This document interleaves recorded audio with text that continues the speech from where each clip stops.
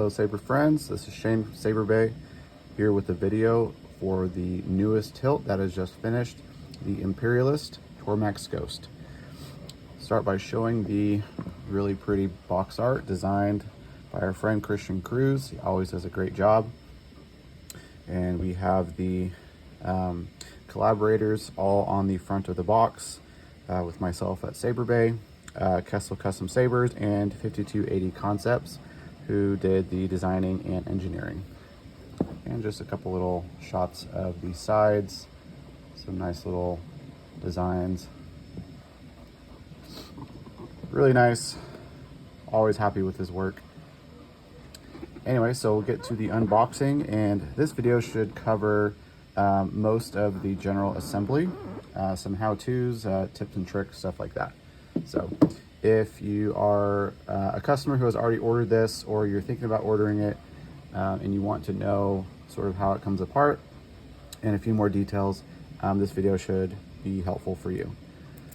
So as we unbox, this top foam comes out here, and you will see something similar to this. Your main hilt should have a black tissue paper wrapped around it, and then a few plastic bags of parts. So we'll go over what some of these parts are. There's some miscellaneous parts here. These are all black anodized mostly, and we'll go over those one by one. You will get another bag that has your 2 Allen wrenches and 12 magnets. And the magnets will be for a section on the hilt, as well as this part, which is a brass removable hatch, which would be either affixed to the hilt, or if you have a crystal chamber reveal that you want to do, you can do that as well. And you'll also notice that there is a this is a laser engraved serial number on a one of the emitter little greavy parts. This is unique. This will be unique to each hilt as far as the last digits go. So it ranges from 0, 1 to 100, because there are 100 units made, so each one gets its own unique serialized little part here. This is optional, so if you don't like how this looks or you don't want to use it, you do get 2 other normal parts like this, and you can just set this aside. But yeah, every hilt will get one of these, and it's unique, so no 2 hilts will have the same number. And then the brass hatch, like I said, it has holes in here for the magnets, and we'll cover that. And then this is the 3rd conical knob, which can serve as a switch plunger, but for the side piece, it's more for decoration. And I'll show more details on that, as well as some information for those who don't want to use this on the hilt itself. Okay, so doing the actual hilt unboxing. And for this video, I am going to show the white shroud variant, which is the sort of the intended design from the concept art. Sorry for the shadow on the light, so here's some better angles here on the left. So the shop did an amazing job with this coating process. It's not powder coated. They told me it's a special electroplating that they did. And the black lines are actually hand painted in, since they're pretty hard to do with another second set of anodizing. So this was all hand painted, so it can chip, but it's all recessed in these areas. So you shouldn't have to worry about any damage to those black lines. And then this is a very durable coating as well. So just kind of giving some more angles of that. Trying to get this into better light so you can see all the details here. The black is all matte black anodizing. I always prefer to use matte black when I can. I don't like glossy black. It's not my favorite finish. So everything you see, aside from these recessed lines, that is black, that is anodizing. So if you are weathering or anything like that, you just sand it off on the edges. or if you're trying to remove it altogether, you'll need some kind of chemical that removes anodizing. Okay, so general assembly, this has two main points that it comes apart at when you are using it for normal use. First is the grip section here. Pretty common setup. So the adjustment made from the prototype changed this to a bit of a finer threading, which makes it much tighter, not as loose, and just feels like a higher quality item. In this spot here, you can see that little shiny bit is an O-ring. We added that on there for clocking, and it's really small, so it doesn't obstruct from putting the grip fully on, but it does tighten everything up as you get to that proper alignment. And I'm not going to thread it back on the way, but alignment means that you have your switches lined up with the flat part of the grip there, or you could flip it depending on what side you want the custom D-ring to be on. So go ahead and set that down. The other part that you can thread off is the pommel itself. And you'll see here that there is a tiny little grub screw. This is also for clocking so that this can line up. It's important to take note of where it is. It's kind of in between the 3 screws on the D-ring and this rounded part of the rolled steel plate. Because as I take this off, which we will use a Allen wrench, should be the smaller one. You can loosen this and you'll see how it comes off.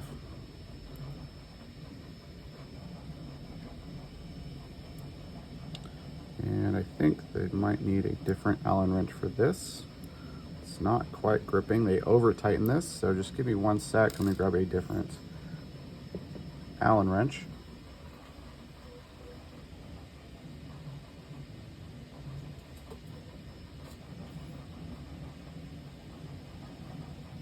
Okay, got a couple different wrenches here.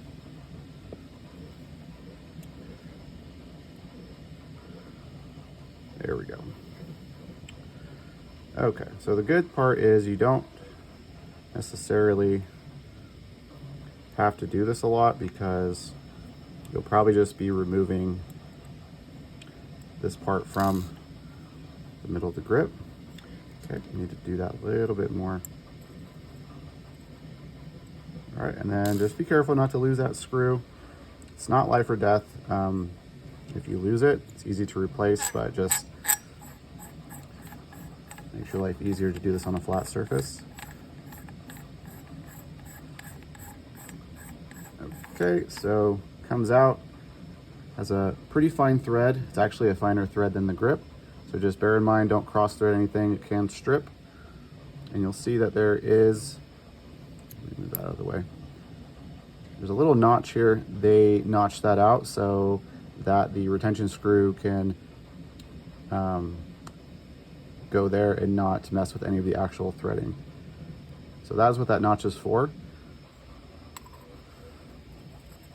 And we'll just put this back. Okay. All right, and then I'm gonna remember that this is about the area that you want to tighten it back up. Now, if I were to tighten this up, let's say all the way on its own, so since every piece is probably clocked a little bit different, this did go a little bit past. I just wanted to see how far that would go. So we're gonna back that off just a little bit, put it back in that spot. All right. And since we're in this section, we'll talk about the D-ring. This is a custom design.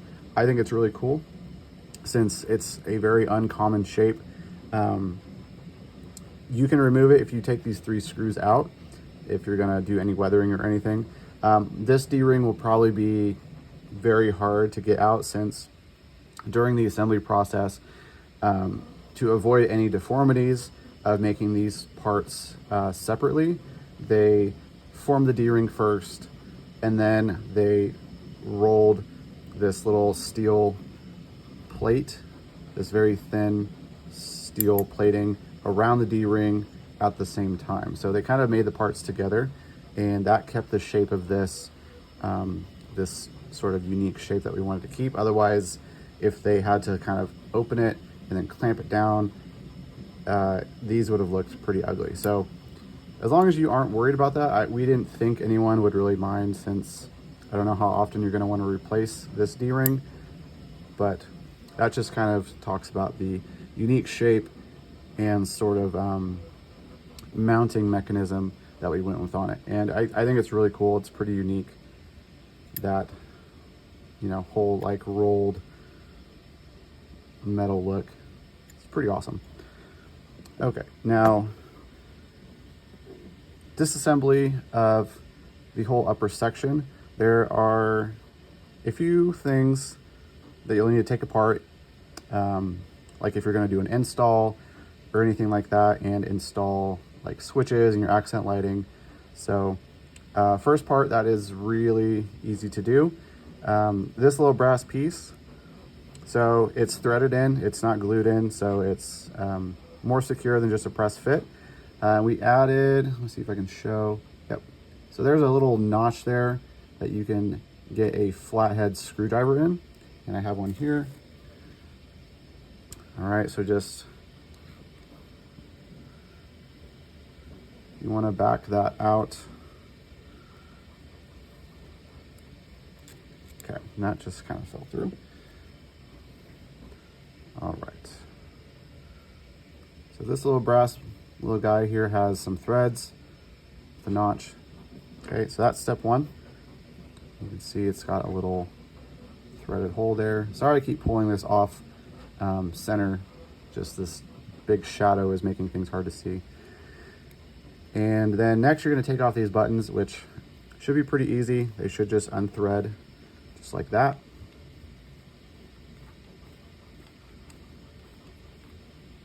Number one. And then, okay, number two. Now if this part comes off on its own, that's because there are, well, two sets of threads on this part here. So probably could have done this a different way, but to avoid having threading going in two different directions, it was done just like that. So if you get to this point, don't freak out. Just, you'll need to get something to push in and twist. So kind of like a, you know, one of those child-proof medicine containers. You just got to push and twist. So let me get something to kind of push that. Okay, sorry about that. So we just had to go and just kind of break those threads free a little bit. And I'll show you how this has two sets of threads and what that means, and what you can do to prevent something like that happening to you as you go to put this back together. So this little part, this is the housing on the red button. So these threads thread into the control box area, and these threads thread into the black housing here. I'm going to show how that goes in like that. So one thing that you should do when you go to reassemble this is make sure this is as tight as you can possibly go. And again, careful when twisting your bare fingers on threads. I recommend wearing some gloves. Okay, this is spring loaded, so it does have a small bit of actuation here. And if you want to make this extra secure, so one thing that I recommend people can do is on these threads here, you can add a little bit of Loctite or thread locker. You can add a small bit of super glue, just a very tiny amount, just so that this doesn't really need to come apart ever again. And that way you don't have to worry about over tightening anything or having this come undone as you're trying to loosen this section. Just my recommendation. And the same goes for this as well. So this is actually, see if I can get one of these undone here. This is why I say wear gloves when you do this. You'll get a better grip. You don't have to worry about cutting your hands on anything, which I have done many times. There we go.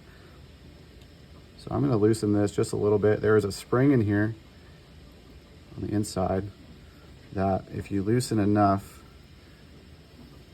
you'll get that actuation you need to press onto a switch underneath. Now, as you go to tighten this back onto the control box area that we just showed, it will also probably tighten this top part, and then you'll lose that actuation. So that's why I recommend, if you're going to be using this as a switch, to use some Loctite or some super glue on the part that threads to the actual plunger, and I'll show you how it looks on this one as well. Okay, so you can see that this comes in 3 parts. So this is the actual actuator that threads into this. So what you'd want to do is get it to where you are comfortable with it, add some Loctite or super glue, and then as you put this back together,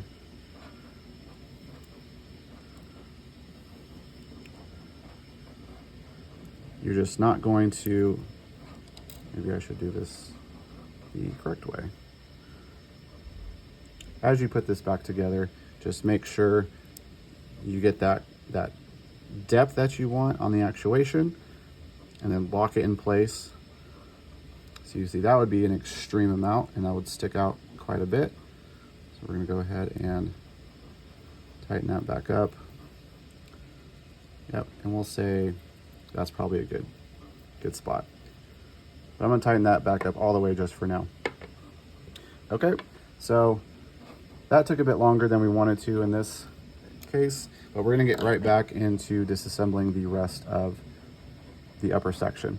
All right, so this screw right here, it will not always look like this, but when you get the kit, it will be exposed.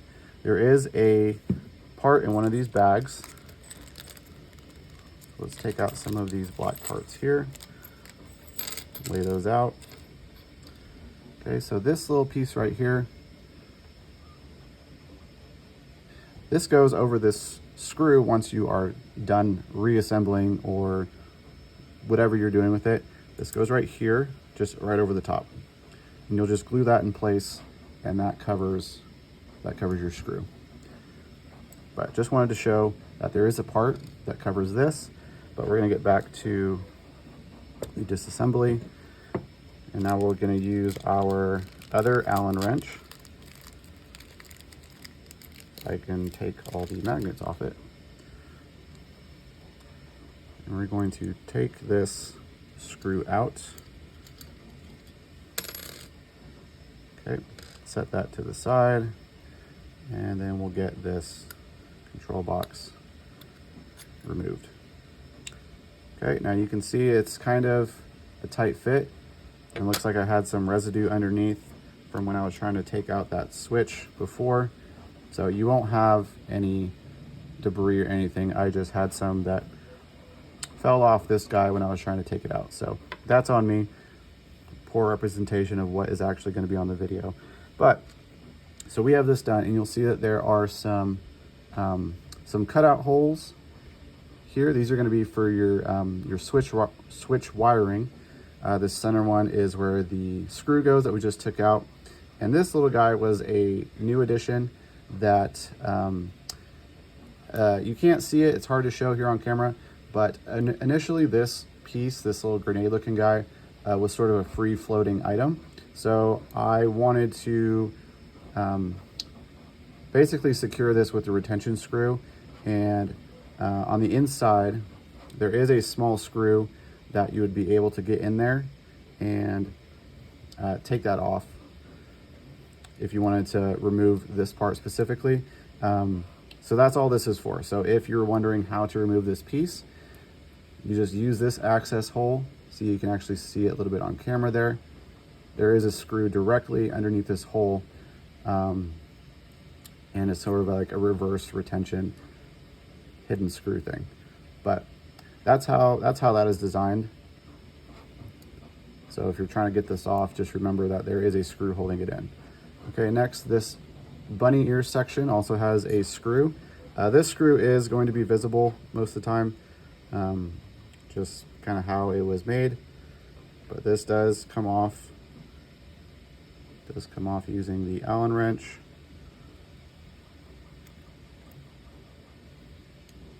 And almost there.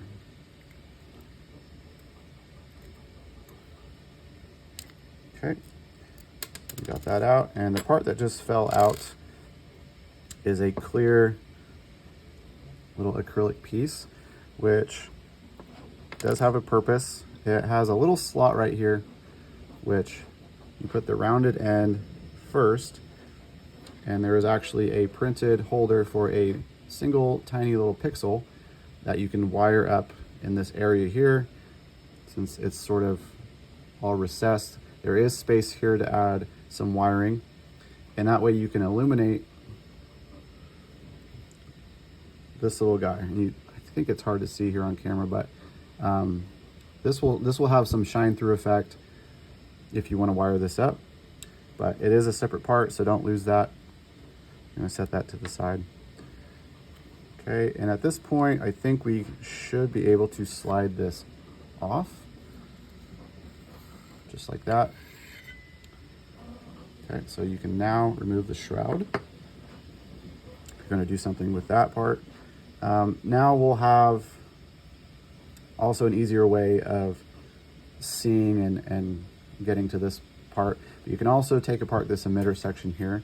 This is a little ring. It has threads on it. It just threads into the top like that. And then this little guy right here just comes out easy peasy. It's going to be a flush fit. And this last part here is the recessed blade plug.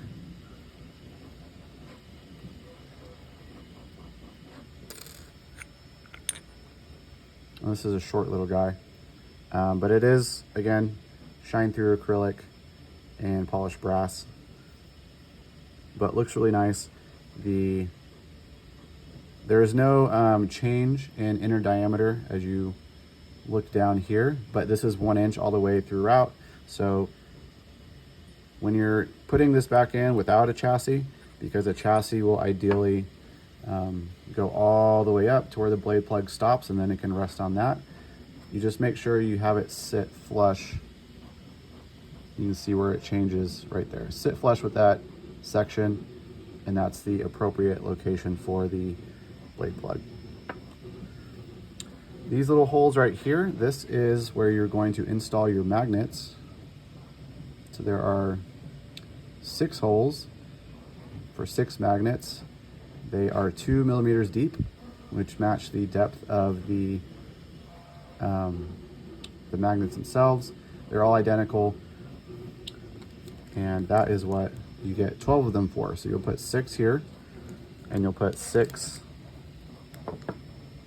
Let me take this out on the brass little cover. If you plan to remove it quite a bit, I have found that the changes we made basically to stronger magnets makes this sort of hard to remove once you have them all installed. And because it doesn't stick out that far, it will be hard to get this out with such a strong magnetic force. So my thought was I didn't want to worry about this falling out, but in doing so, it also made it hard to remove. So my recommendation is to start with maybe 4 magnets, 1 in each corner, and then test that out. And if it's good for you, then leave it. And if not, then you can add the other 2.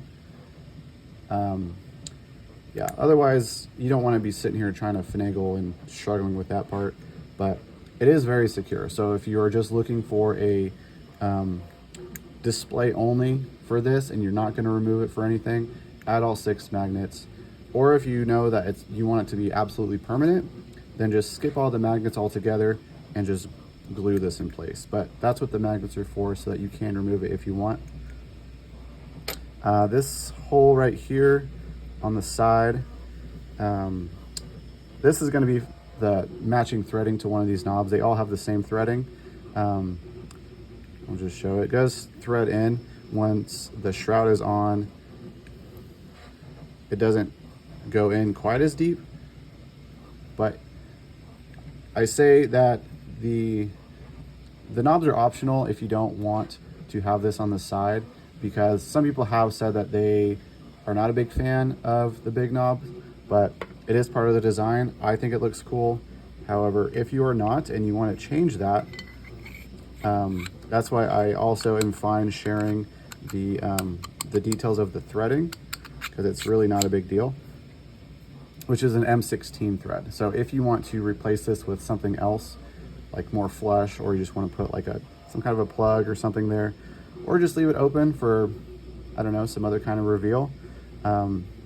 Yeah, the threading is M16, and that's the same that goes for all of the switches, in case you want to swap anything out or rearrange them. They all match the same thread. So just giving you guys another option like that is something you can do. You don't have to, put this, you don't have to put this in here.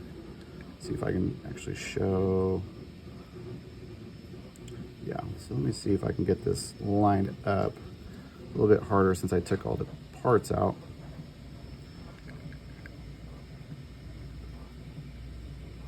There we go. So that's how it looks like if, you have it just installed in the Hilt. And it is meant to be static, because it's not long enough to reach the inside of that. So no matter how much you loosen this, you won't be able to use this as an actual switch. It's just for aesthetics. And yeah, I think that's about all of the parts that we wanted to go over. So that was a full disassembly. There may be some things that I didn't cover. One thing that I will go over that I just remembered is these other little black parts here on the bottom. Actually, it is important, so I don't want to forget that. So these are for the emitters. They have matching cutouts, so not hard to figure out the puzzle. And you'll just peel off the backing and you'll stick them on in each corresponding spot, just like that. And if you don't want to use the 3M tape, just glue them on. But those are really easy to apply. And we made sure to add 3M backing to all the parts, so it's really easy for customers to do that themselves. And then last but not least, this part right here, this is the Empire symbol insignia that will need to go onto your pommel from the inside. So same way that we took the pommel off before, just loosen up that screw.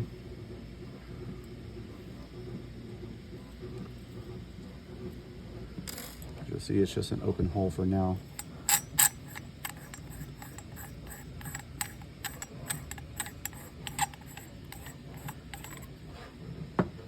Okay, and then there is a little section, just drop it in. Okay, see, like that, and you can move it around. Well, if I can move it around, there we go. You can rotate that to your orientation of preference. And all you do there, just glue it onto the bottom. That's how it's meant to be applied, just a little bit of glue. So no backing, 3M adhesive backing or anything, just glue. Or you can leave it as is. Either choice is up to you. Okay, so that is the full disassembly walkthrough for the people who are going to tinker and do their own installs. We will be having chassis designs made soon, but this is just for those who are expecting their Hilts already, who have pre-ordered or who are going to be ordering at some point and want to know how to take everything apart. If you have any questions, please don't ever hesitate to reach out. You can contact me directly at the website email info@saberbay.com or on Facebook. So I hope this was an informational video. Hope it helps you learn something. Thank you guys, all of you, for your support, and I'll see you on the next video. Thank you.